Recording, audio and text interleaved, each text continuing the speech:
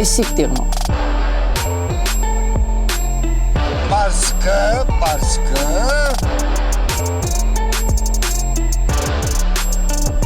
Hai siktir.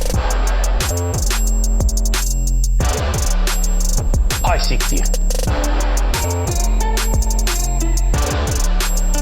Hai siktir. Da, aveți timp să-i dați pe toți la televizor? Eu la final o să-i spun cetățeanului hai siktir. Hai siktir, tot înseamnă... Salutare, dragi prieteni! Bine ați revenit alături de noi la episodul cu numărul 2 din Hai Siktir Podcast. Sunt aici alături de Ștefan, ca de obicei. Salutare! Știți foarte bine încă din titlu și din imaginea episodului că o să vorbim despre regele, precum Gică Hagi. Regele fără coroană. Da. Exact. O să vorbim despre unele dintre interviurile sale care au fost, să zicem, dezbătute de-a lungul timpului, de-a lungul ultimului an. Eu am pregătit CV-ul lui.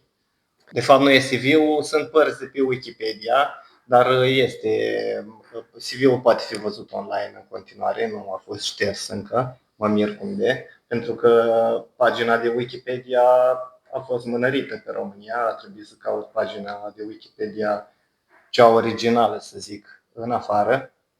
Așa, Ștefan s-a pregătit cu niște gafe, niște de-astea controversate de ale lui. Niște... O să-mi iau foarte mult hate după episodul ăsta, dar îi dăm înainte. Și eu la fel, stai liniștit. Da, bine.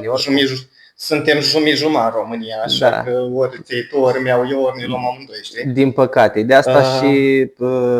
asta am și ales primul video pe care o să-l vedeți. Sper să se înțeleagă ce trebuie să se înțeleagă din el. Fix din cauza a ce a spus la mai devreme.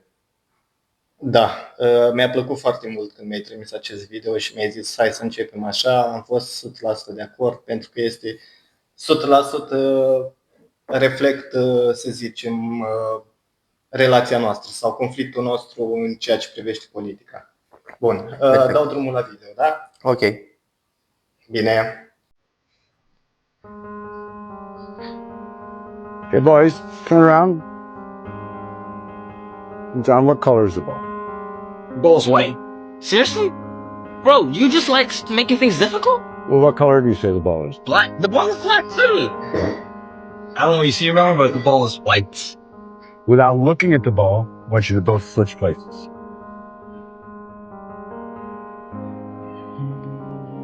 Hey, both of you, please turn around. And what color is the ball now? Okay, please have a seat. Throughout our lives, we believe many things, and we hold dear who we think is right and sure. But at times there'll be others who disagree with us. What we believe to be 100% right, they believe the opposite just as strongly. Well, how can that? Can't they see? You can become frustrated, you might grow distant, you may even sever relationships in time. Slow down. Breathe. Step into the other person's shoes. And make all the difference. Da, cam asta a fost. Da, și acum vreau să o chestie, asta zic tuturor persoanelor care vorbesc și reușesc să intru în speța asta. Cred că am fi mult mai fericiți ca oameni dacă am înțelege un lucru foarte important, acela că toți suntem diferiți, avem gândiri diferite și avem dreptul la opinii așa cum este ea, indiferent de situație. Într-adevăr, poți să fii cu alte opinii, exact asta spuneam. Trebuie să ne respectăm unii pe alții și să înțelegem că suntem diferiți. Cam cred că despre asta a fost video ăsta. 100% de acord cu tine. De asta nici nu am avut conflicte care au dus prea departe noi doi, chiar dacă suntem total diferiți ca percepție a politicii, a lucrurilor în general. Exact, Da. tocmai, și când au fost cu alegerile, eu votam și voiam să iasă președintele la Asconi, tu Călin Georgescu, și cu toate astea nu ne-am certat niciodată. Ne-am contrat în argumente și așa mai departe, dar nu ne-am certat. Și chiar și a doua oară, în 2025, eu am crezut că răul mai mic este George Simion, tu ai crezut că răul mai mic este Nicu Șordan. Da, exact. Și da. Bun. Vrei să încep un pic prin a-ți citi câteva lucruri de pe Wikipedia? Pentru că sunt multe lucruri despre care s-a vorbit, cum ar fi apartenența lui la politica românească încă din anii 90. Ok. Și după aia vii și tu cu acel articol pe care mi l-ai trimis. Și multe altele, cum ar fi ONU, cum ar fi, cum se numește aia de la Roma, zi, că îmi scapă acum numele. Da, și mie. Știi despre ce vorbesc? Da, știi toată lumea cu. Ok. Hai să citesc câteva, 1 minut. A absolvit Universitatea de Științe Agronomice și Medicină Veterinară din București în 1986. După absolvire a acumulat experiență suplimentară în misiuni în Regatul Unit și Statele Unite. Dacă mă întreb pe mine, aici e un semn de întrebare, pentru că în perioada respectivă era foarte greu să ajungi să studiezi sau să ai experiențe de muncă în afara României. Dar, în fine, trecem mai departe. Între 93 și 94 a fost bursier al guvernului britanic și a participat la programul de formare în domeniul mediului, un curs despre managementul parcurilor naționale. A obținut un doctorat în pedologie în 1999, iar în 2007 a absolvit un curs postuniversitar în securitate națională la Universitatea Națională de Apărare Carol I. Ai emoții, este?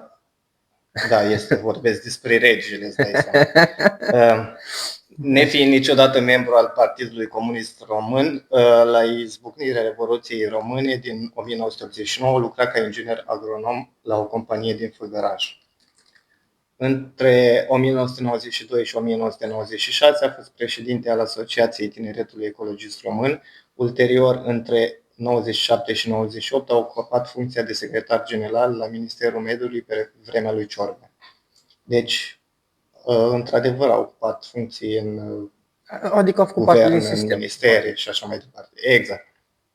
Din 2004 până în 2005 a ocupat funcția de director al Direcției pentru Organizații Economice Internaționale din cadrul Ministerului Afacerilor Externe. Între 2000 și 2011 a fost director executiv al Centrului Național de Dezvoltare Durabilă, CNDD, din București, o organizație creată în 1997 sub controlul Academiei Române ca agenție a Programului Națiunilor Unite pentru Dezvoltare. În 2001, CNDD a devenit o fundație independentă, iar în 2009 a început implementarea proiectelor finanțate de Uniunea Europeană și de Guvernul Român. În această calitate, Georgescu a coordonat elaborarea a 2 versiuni consecutive ale Strategiei Naționale pentru Dezvoltare Durabilă în numele Guvernului Român în 1999 și 2008. O precizare. Bun. Nu era, organizația nu era finanțată de Soros și eu parcă așa am citit. Probabil, nu știu. Ok. Nu am această informație. Bun. Ca specialist în politici de mediu, a fost manager de proiect pentru aproximativ 40 de proiecte pentru diverse autorități locale din România, implementate între 1996 și 2008 în cadrul programului Agenda 21, un plan de susținere a dezvoltării durabile sponsorizat de Programul Națiunilor Unite pentru Dezvoltare. În 2006 și 2012, Georgescu a fost director executiv al Institutului pentru Inovare și Proiecte de Dezvoltare, coordonând programul Profesionalizarea României. În 2021 a început să predea la Universitatea Pitești activități la Națiunile Unite. Fost cercetător senior al Programului Națiunilor Unite pentru Dezvoltare, Georgescu a deținut și diverse funcții în cadrul sistemului Națiunilor Unite între 2010 și 2012, cum ar fi raportor special privind efectele adverse ale circulației și depozitării ilicite de produse și deșeuri toxice periculoase, asupra exercitării drepturilor omului și reprezentant al Comitetului Național UNEP pentru România. Nu știu ce înseamnă treaba asta ultima, în fine. Între 2013 și 2015 a ocupat funcția de președinte al Centrului European de Cercetare al Clubului de la Roma din Elveția și ulterior de director executiv al Institutului Global al Indexului de Sustenabilitate al Națiunilor Unite din Geneva, 2015-2016. Deci, ce avem de spus despre asta? Hai să vedem. Păi, Ce ai tu de spus despre asta? pot să citesc și eu din articolul pe care ți-am trimis, pe care l-am găsit pe snoop.ro. Da, te rog. Așa, aici am două linkuri. Unul de pe Clubul de la Roma și unul de pe ONU. Amândouă de pe paginile oficiale ale acestor organizații, pentru că s-a zis în timpul campaniei, după campanie, în fine, că el nu a făcut parte din niciuna din aceste două organizații sau că a făcut parte din ele prin niște ONG-uri, așa mai departe, care sunt conexe. Așa știu. Asta este o treabă, să fie ONG-uri conexe, și alta este să nu facă parte, pentru că foarte multe articole au fost că a mințit că a făcut parte din ONU.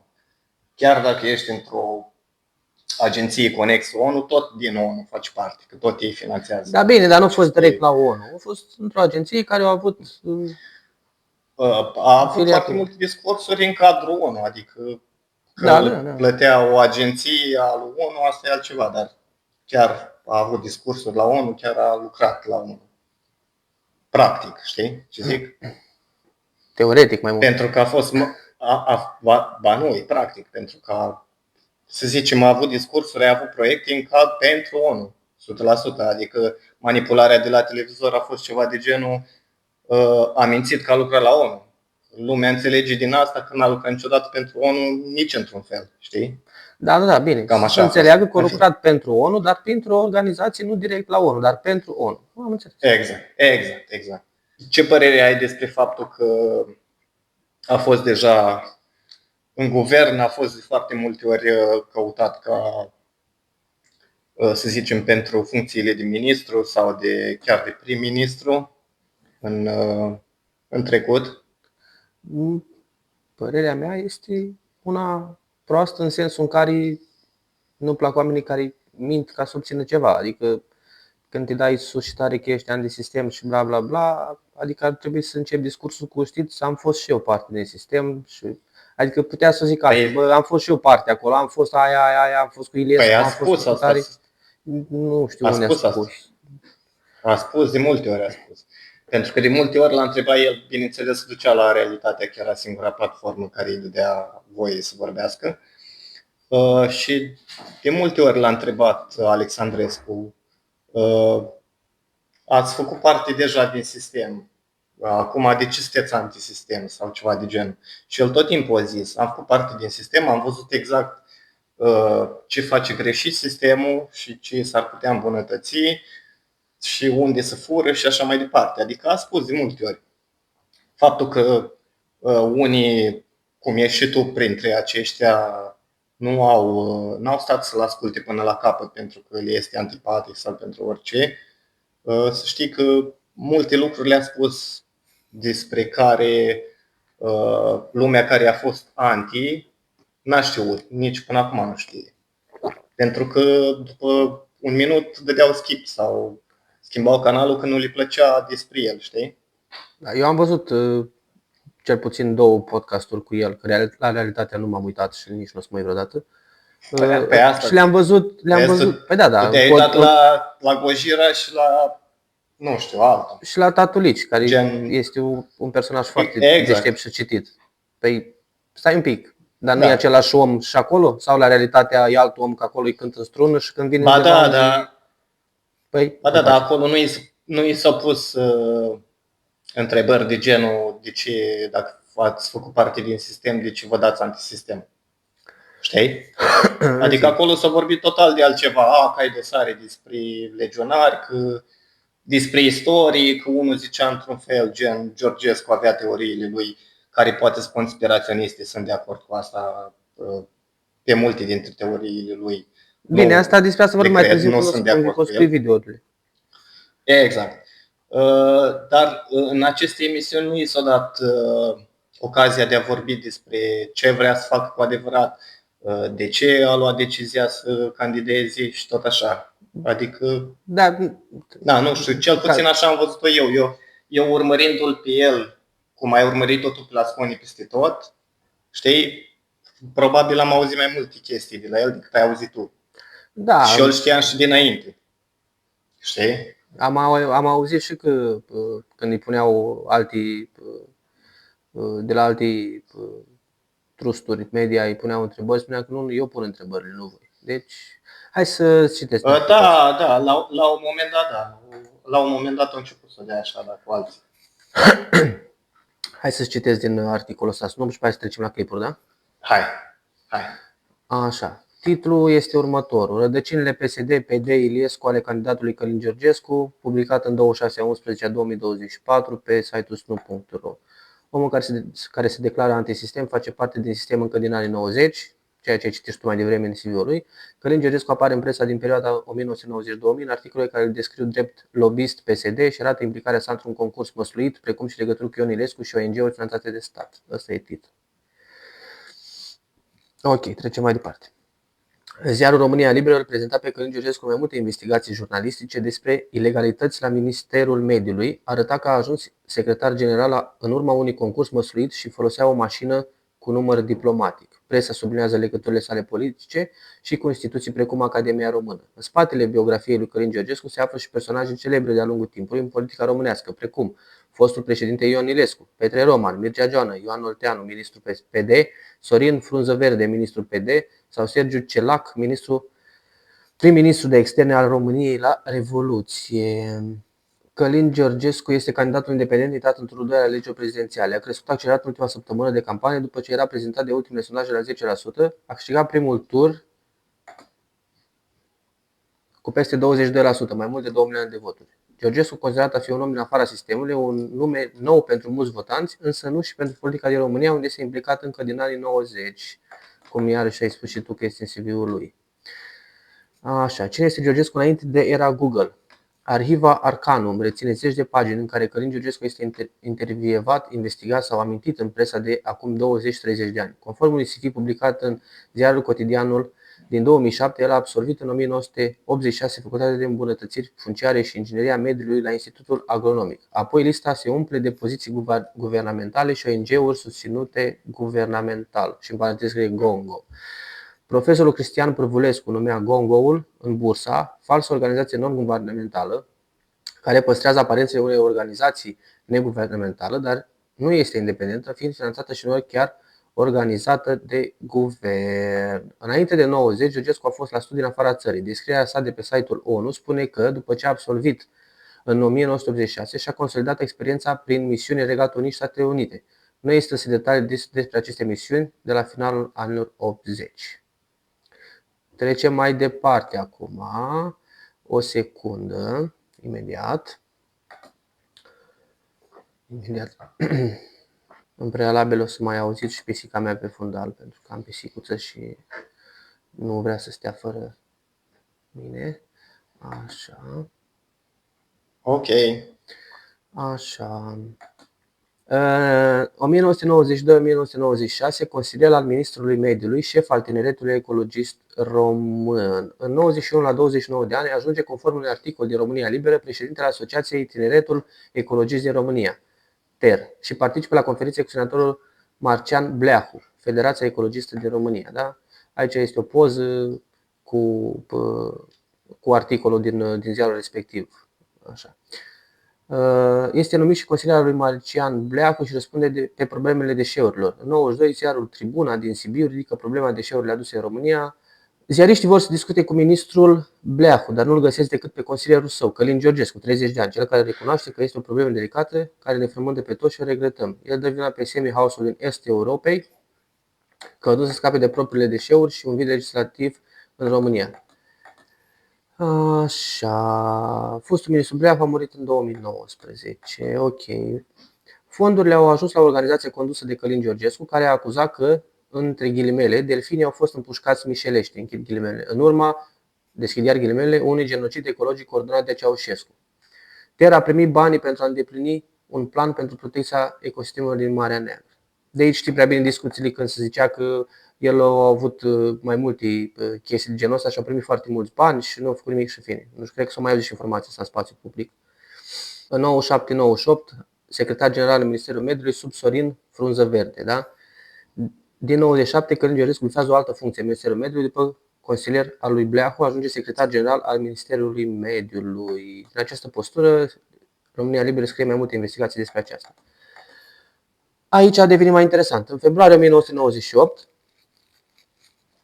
concurs păstuit. Mai întâi, sub titlul lui Călin Georgescu s-a mărit nota pentru că a participat la simpozioane. Jurnaliștii susțineau că la examenul pentru poziția de secretar general al Ministerului Apelor, Pădurilor și Protecției Mediului, format din proba orală și proba practică, media sa a fost sub cea contra candidatului pentru post. Aurelian Virgil Băluță, absolvent cibernetica ASE, a luat 7,24 și 8,25 la scris și oral, media 7,74, în timp ce Georgescu a luat media 7,12, adică 7,25 la oral, 7 la scris. Însă ministrul PD, Ioan Oltean, președintele Comisiei, ar fi luat decizia să se mai adauge câteva anexe pentru nota finală, precum specializări, examinări de limbi străine, engleză, franceză și spaniolă, iar nota lui Georgescu a sărit la 9,66, fiind declarat câștigător. Citat în material, secretarul de stat Viorel Raicu a declarat că nu am cunoștință de acele elemente de apreciere care au fost adăugate la dosar. Ce pot spune este că Băluț a fost mult mai bun și eram convins că va fi declarat reușit. Numai că... Toți jurnaliștii România Liberă descopereau că Georgescu era în același timp și director executiv al Centrului Național de Dezvoltare Durabilă, în paralel cu funcția din minister. Aici este o poză din ziarul de la vremea respectivă, cu ce am zis eu mai devreme. Articol din România Liberă, februarie 98. Așa. Contactat de Snu.ro, fostul ministru FSN și PD Ioan Oltean a spus inițial că nu-și amintește concursul din 1997, apoi a revenit și a recunoscut detaliile, însă a negat că ar fi intervenit în desfășurarea concursului câștigat în cele din urmă de Călin Georgescu pentru funcția de secretar general. Și citesc ce a zis acest domn. Mi-l amintesc ca fiind un bun profesionist, avea o pregătire solidă, încheie citatul. În plus, adaugă că ar fi contat pentru concurs faptul că era un om neangajat politic și că era doctorant. Georgescu își ia doctoratul în pedologie în 1999. Întrebarea dacă își amintește să-l fie examinat pe Georgescu cele 3 limbi străine, engleză, franceză și spaniolă, Oltean spune că nu vorbește decât franceză și rusa. Ministerul nostru era un minister cu profunde relații. Asta e citat de al lui Ioan Oltean.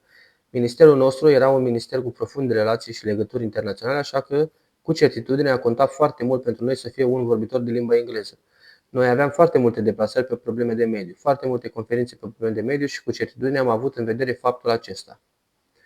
Încheie citatul, Ioan Oltean, fost ministru al mediului. În fine, știe însă că Georgescu a rămas mult timp în minister și după ce el a plecat de la conducere, locul său fiind luat în 1998 de Sorin Frunză Verde, cu care Georgescu și-a continuat colaborarea și chiar mai târziu când șef al mediului a fost Romică Tomescu. O să punem link-ul de la, că e foarte mult de pus pe screen, știi? O să punem link-ul în descrierea podcastului ca să poată să vadă lumea ca așa. Hai că mai citesc doar câteva titluri și nu mai citesc toată povestea, doar atâtea titluri. 98 s-au găsit legalități la Ministerul Mediului. Da, unde Georgescu era șef, în fine. Așa, iarăși cu ziar, cu poză din ziar și mai departe. 99, strategia de dezvoltare durabilă, teorie bună, dar practica ne omoară. Așa, la masa rotundă cu Ion Ilescu, PDSR, în 1999, în august. În 2002 continuă evenimentele cu Ilescu, acum președinte, adică atunci. Călin Georgescu a insistat într-un mod agresiv că programul său să fie finanțat de GRASP, cu $800.000, fără a defini activități specifice, în afară de rapoarte de 2 bani și discuții sterile, scria România Liberă. De asta zic că nu cred eu că se merge pe vreun program de al lui Georgescu. Mai e cu mașina și cu alte chestii, în fine. Da, o să trimit link-ul și o să-l pui în descriere și cine vrea să citească întreg articolul, pentru că este mult mai lung și foarte interesant, poate să-l citească. Bun. Începem cu Ștefan versus Regele. Dăm drumul la folderul ăsta. Hai. Dăm drumul, sunt aici 4 videouri controversate în folderul ăsta și o să vedem câte unul, după care, după ce se termină, îl comentăm. Bun, dăm drumul la primul. Și ce aș putea să vă spun este că m-am întâlnit cu o altă specie, în niciun caz o specie umană. Pare puțin bizar și mi-este absolut egal ce cred unii și alții, mai ales astăzi, însă eu vă spun că aici discutăm de o altă specie. Ok. Îți curios cum o explicat-o, ia zi. Păi a explicat-o la modul că să facă anumite atrocități și că o persoană cu suflet nu poate să facă chestia asta. De asta au zis că, după părerea lui, oamenii de genul ăla sunt alte specii. Nu mai știu despre cine vorbea, despre Dar rute, nu asta au vrut să zic prima dată în videoclip. Păi asta au zis. Asta au zis el, cu asta S-a apărat. S-a apărat, exact. Am înțeles. Păi, da. Ok. Bun. Trecem la numărul 2. Da. Sunt unii care n-au condus o căruță. Nu pot să conduc o țară. Nu știu să conduc o căruță. Dar voi o țară. N-am văzut că era o parte cu Nicușor aici. Nu prea știe, cred că Nicușor să conducă căruță. Asta am dat-o anume, știi că e cu amândoi cu orele. Da. În primul nu zice ea conduce o căruță, dar ideea este că nu trebuie. Da, bine, da. Că suntem în 2025, nu mai suntem în anii 80. Da, dar asta înseamnă că știi să faci mai multe, nu numai bla-blauri, în fine. Da, președintele României și cei care ne conduc nu trebuie să știi să meargă cu căruța și nu trebuie să știi să ari pământul. Trebuie să știi să pună oamenii care trebuie să facă chestiile astea și, în fine. Da, asta e adevărat, da, 100%. Next. Noi suntem vlahii din Valhalla. Și romanii au fost urmașii noștri și nu invers. Ca câinele până apă când v-am reproșat că ați făcut din proto-română mama limbii latine. Da? N-ați spus nimic. Și nu este așa? Nu, nici gând. De Cum ce? să fie așa? Spuneți-mi asta Trebuie contrariu. să citiți o viață, ar trebui să vă lăsați de politică. O viață aveți de citit ca să descoperiți Domnul că limba latină ne-a dat nouă limba română. Vlad Țepeș nu a fost ceea ce au spus alții fals. A fost Vlad Dragul, pentru că era drag poporului român. Mihai Eminescu, care din punctul meu de vedere probabil că a fost cel mai periculos om după Iisus Hristos. Dincolo de orice, vreți să trăim într-o țară în care președintele are aceste credințe despre lume? Credințe care n-au absolut nicio legătură cu adevărul istoric, sunt doar niște invenții imbecile? Eu cred că nu, eu sunt sigur că nu. Și cred că românii n-au avut informațiile necesare pentru a putea să ia o decizie în cunoștință de cauză. Da, de la starea nației oficial.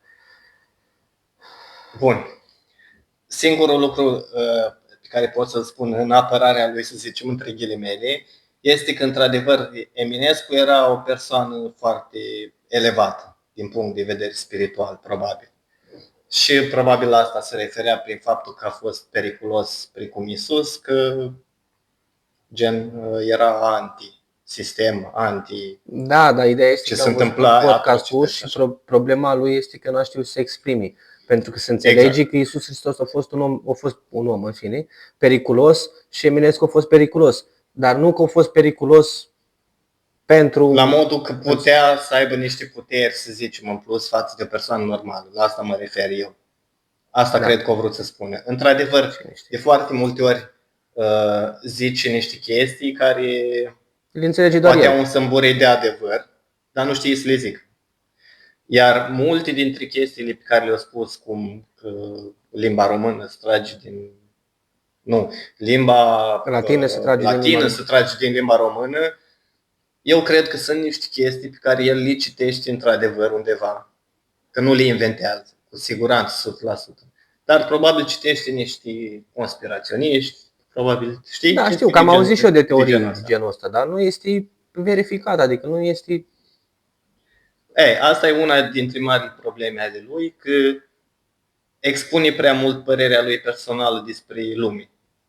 El dacă ar fi tăcut din gură și ar fi zis doar, eu știu să fac asta, nu știu, să zicem conducătorii răi, se întâmplă astea la nivel mondial și știi sigur și știe toată lumea. Și n-ar fi venit cu chestii în plus gen apa nu-i doar H2O, când o sări toată lumea și o râs, în fine. Da, sau nanocipuri în sau nanocipuri în Pepsi. O să vorbim despre asta un pic mai încolo. Eu cred că sunt niște chestii în care el crede și are tot dreptul să creadă cum noi toți avem dreptul să credem în orice. Da, dar el fiind în public și având dorința de a ajunge președintele României, ar trebui să le țină pentru el. Bravo, asta voiam să zic eu, dar ai zis tu pentru mine. 100%. Bun. Ăsta e ultimul, nu, cred. Mai este unul. Mai era unul cu soția, dar văd că nu l-ai pus pe ăla. Ăsta e că îl iau. China, vedeți că nu apare în ultima perioadă, n-a apărut deloc. Nu, de ce n-a chiar apărut? interesant, da. Păi vă spun din ce motiv. Pentru că a tăcut și a făcut. Ce a făcut? Cumpără porturi. Ultimul, cel mai nou, este Bolivia. Da.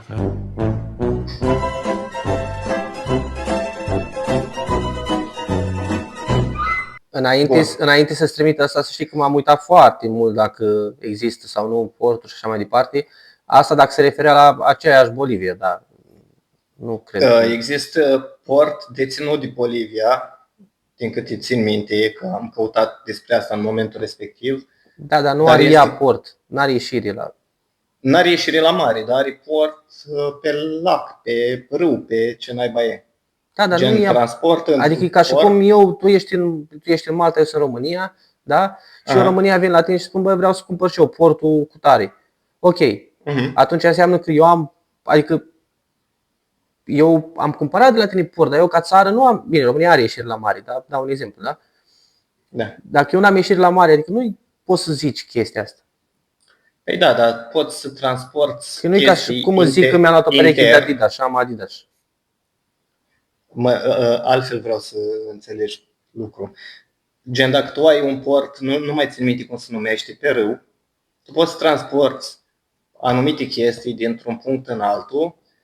Să zicem, în punctul terț, tu ai un aeroport. Tu pleci de la A la B, la B ai aeroport și de acolo îți transporti lucrurile în afara țării. Ok, să zicem chiar să ai exprimat greșit. Poate la asta se referă. Exact. Nu neapărat să ai exprimat greșit. Poți care port. O cumpărat un port. Nu a zis că o cumpărat un port la marea nu știu care. Sau... Știi? Ok. În momentul în care a ieșit video-ul ăsta, țin minte că am căutat și chiar gen, China chiar a achiziționat port al Boliviei. Nu știu dacă în Bolivia sau Bolivia deținea un port undeva. În fine. Trecem peste că nu vreau să intru în detalii, că nu le știu. Ok. Nu le mai și ai descărcat-o și pe cealaltă? Nu, acum, imediat. Nu știu de ce nu s-a descărcat. Chiar acolo aveam argumente pe aia cu... Da, aia e comic. Aia doar mi se pare comic și atât. Pentru că acolo chiar îi dau dreptate cumva, știi, la chestia aia. Da, în fine, pe scurt, e acel videoclip când se iei doi, da, live sau ce-o fi, așa, și Călin Georgescu zice că o anumită persoană se referea la soția acestuia, la persoana respectivă, la soția lui, că este a mea. Și Călin Georgescu spune că nu este a ta, că dar nu-ți aparține. Aici sunt total de acord, da? Adică dacă ești cu ai o iubită, adică o soție, nu e proprietatea ta, da? Ok. Dar după aia vine soția lui Călin Georgescu, spune, da, ca și copiii tăi, cum ar veni, știi? Adică au fost niște comică treaba, adică denotă altceva, asta e toată chestia. Da, am pus-o că e comică, nu că... Am înțeles. Zice o baliverne el, ia zice, în contextul dat nu trebuia să zic așa ceva. În video ăsta este și partea în care ea zice că în politica românească politicienii da. Îl folosesc pe Dumnezeu. Exact. Îl folosesc pe Dumnezeu, că nu știu ce, că nu știu cum, ca să prindă la populație și asta face soției. Diferența este că el crede. Nu știu, zic că mai sunt niște videoclipuri în care zicea altceva. Iarăși niște chestii pe care trebuia să le țin pentru el, poate. Bine, mai vechi, dar... Ok. Da, că el crede în spiritualitate mai mult decât în biserica ortodoxă, să zic. Sau... Da, s-o contrazis un pic. Am înțeles. Da, nu mai intrăm, că nu are rost să intrăm în detalii de astea. Hai să mergem mai departe, să mai vedem ce avem pe aici. Hai să vedem industria calului. Industria calului a fost o chestie foarte, foarte dezbătută. Toată lumea, tot internetul a râs că ne întoarcem în comunism și ne întoarcem la căruță și la cal dacă investim în industria calului. Hai să vedem despre ce e vorba, vedem întâi video. Cea mai prosperă afacere în această lume este industria calului. La fiecare 3-5 minute este o cursă de cai în întreaga lume. România deține, morfologii vorbind, cea mai mare capital pentru creșterea acestui nobil animal, pe care de altfel a crescut înainte. Un cal înseamnă cel puțin 12-15 meserii. Deci brezle și meseriași ar fi ca o floare s-ar dezvolta. Bun. Ok. În primul rând ce am dispus și e greșit probabil în ce zice, nu cred că este adevărat, că industria calului este cea mai profitabilă. Cu siguranță nu este. Pentru că numai dacă ne gândim la fotbal, să dăm un exemplu foarte ușor, este mult mai profitabilă și cred că chiar mai multe locuri de muncă aduce fotbalul decât industria calului. Da. Am căutat niște informații despre industria calului ca să vedem exact despre ce este vorba. Că lumea râdea, știi cum e. Bun.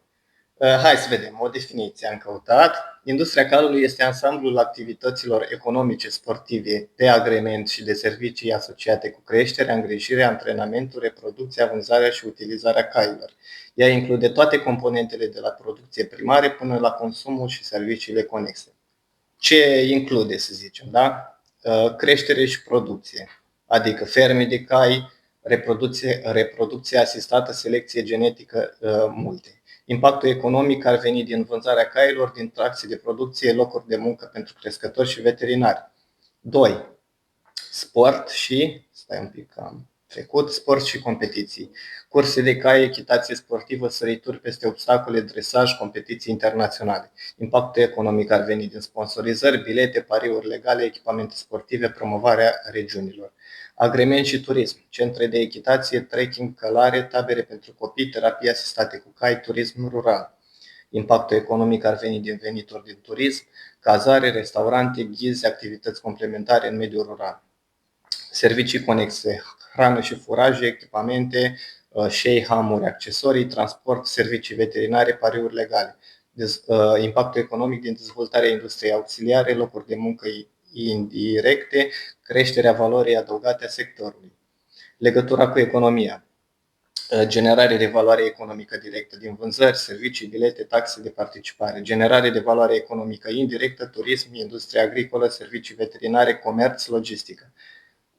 Bun, în fine, în Franța, cifra de afaceri generată de sectorul ecvin, inclusiv echitație, sport, activități conexe, este estimată la 11 miliarde.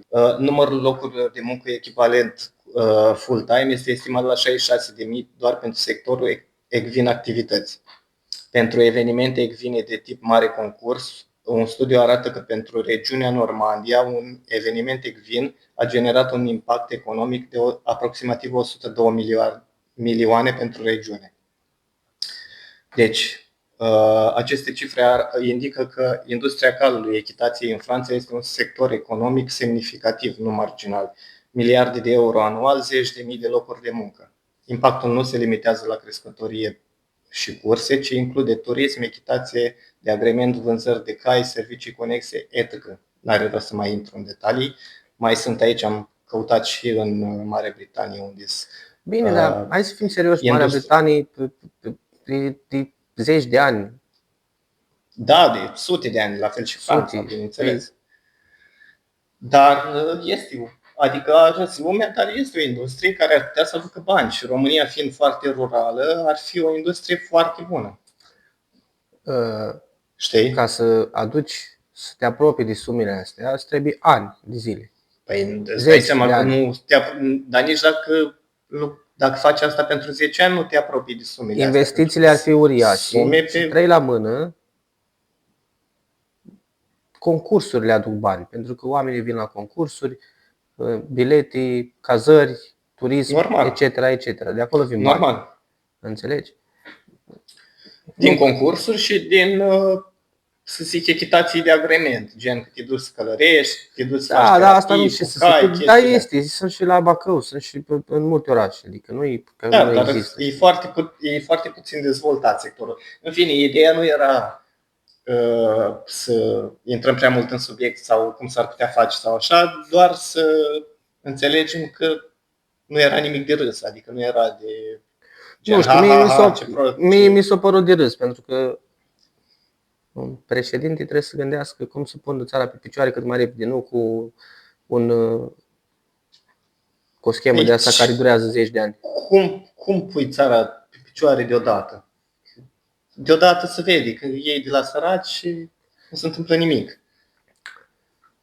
Adică, da. În fine, în afară de asta este singurul dintre candidații de atunci care avea un proiect de țară. O carte despre cum să faci toți pașii pentru a ajunge la bunăstare. Eu am mai zis și repet. România nu este Anglia. Da? Să zic că gata, noi ieșim din Europa, noi suntem cei mai tari, facem industria calului, facem de toate și noi trăim bine. Dar nu mă refer la industria calului. Eu mă refer că avea un proiect de țară. Da, bine, și ca alte, nu numai industria calului. Mă refer la mai mult. Exact. Nu poți să faci chestiile astea, pentru că România este România și depinzi de... Pe și ce poți să faci în România? Aducere de capital, firme private, străinii, forță de muncă, mai multe impozite la stat. Păi de unde forță de muncă? Trebuie să importi și forța de muncă. Că nu mai este forță de muncă. Crești salariile, vin oamenii înapoi. O să facem pe două părți asta. Hai să facem așa, sigur. Trecem la al doilea. Totul rămâne o chemare, nu o campanie electorală, așa cum știm deja. O chemare cu buget zero, pentru că niciodată nu poți spune preț pe libertatea unui popor. Dacă nu avem bani de pensii și de salarii, atunci nu avem voie să decontăm nimic de la bugetul de stat. Poporul știe deja ce are de ales. Bun. Nu o las până la capăt, că probabil tot despre asta zice. Ideea era în felul următor. Toată lumea a sărit ca arsă că cum își permite el să zică că are buget zero în campanie. Ți-am zis odată că n-am nimic că faci campanii cu zero.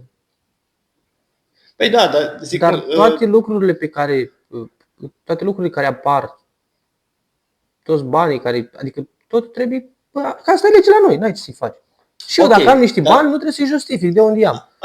Am înțeles. Și eu sunt persoană fizică, nu vreau să devin președinte. Am înțeles, mergem pe legal. La asta mă refeream. Unde ți s-a părut ție că o cheltuie el bani? Pe ce? Personal, pe nimic. Presupun la televiziune unde a fost, dacă nu a fost invitat, a fost plătit, nu știu sigur. Și pentru bodyguards. El să ducă. Și dacă să zicem că bodyguards erau angajați de el dinainte și în timpul campaniei, erau în continuare angajații lui. Dar nu cred că erau dinainte. Nu știu, dau un exemplu. Nu trebuia să declare că vedeți că eu am 6 bodyguards și îi plătesc pe atâta, nu? Da, bineînțeles. Doar bodyguards lui. Da, și chestii de genul ăsta. Cum au apărut atâtea videouri cu el, care sunt și dinainte, niciodată nu au fost văzut cu bodyguards. Am dat doar un exemplu. Ce mi s-a părut mie ciudat este că toată lumea a sărit că cum se declare așa și așa și în cele 3 tururi de alegeri pe care le-am avut, totalul banilor care s-au încasat de la stat este 61 de milioane de euro de la restul candidaților. Deci restul candidaților au decontat 61 de milioane de euro.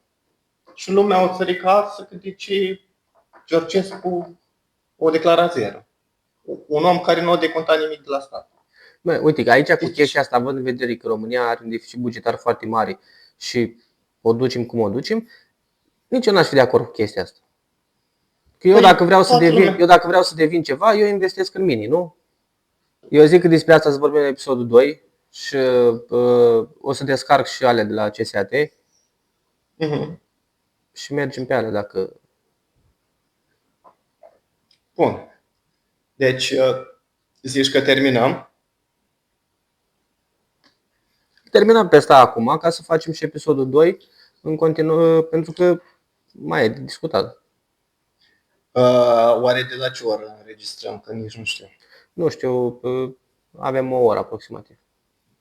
O oră, ok. Bine. Ok, păi atunci rămâne să ne vedem, cred că săptămâna viitoare, nu? Luăm o decizie, o să rămână vinerea în loc de joi? Da. Cel mai bine. Pentru că ne-am gândit împreună că joia lumea se uită la Europa League, la Conference League, la Steaua, la Craiova și nu are chef de stat pe podcasturi. Deci revenim săptămâna viitoare cu partea a doua. Vă dau doar așa câteva chestii pe care o să le continuăm. Adică ce am eu aici. Am așa nanochipuri. Bun. Benzină la 1 leu. Când au auzit pisica mea de nanochipuri, a început să-mi iau. Așa? Are chip și ea. Sigur. Și Nicușor Dan și presiunea politică asupra magistraților în acel rechizitoriu. Bun. Ne vedem săptămâna viitoare. Așa facem. Bine. O seară bună. O seară bună tuturor. La revedere.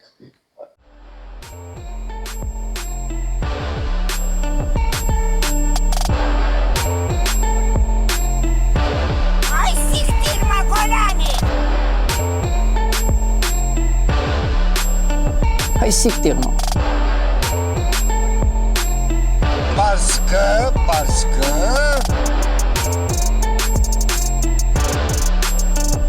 Hai siktir. Hai siktir. Hai siktir. Da, aveți timp să-i dați pe toți la televizor? Eu la final o să-i spun cetățeanului hai siktir. Hai siktir, tot termin, doamnă.